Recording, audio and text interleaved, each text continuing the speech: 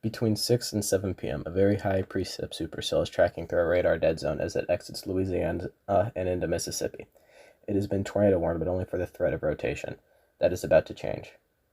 At 7:52 p.m. Central Time, the storm drops its first tornado in a field near Willett Road, traveling northeast with a forward speed of 55 miles an hour. At this time, we can see debris being lofted into the air with correlation coefficient, or CC, signified by the somewhat circular blue ball.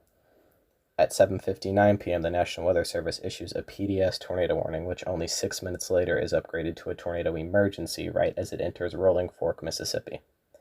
The town takes a direct hit. Significant damage is reported within minutes after it exits the town. These are the videos taken in Rolling Fork by Mezzo Hunter, a storm chaser who was on the tornado for some time before heading back to aid in search and rescue efforts.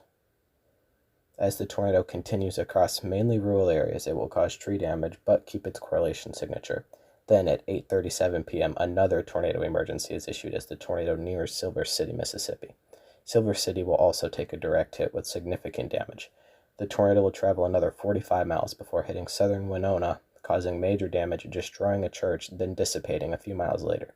At this point, first responders are overwhelmed, and chasers head back to the towns to help those affected.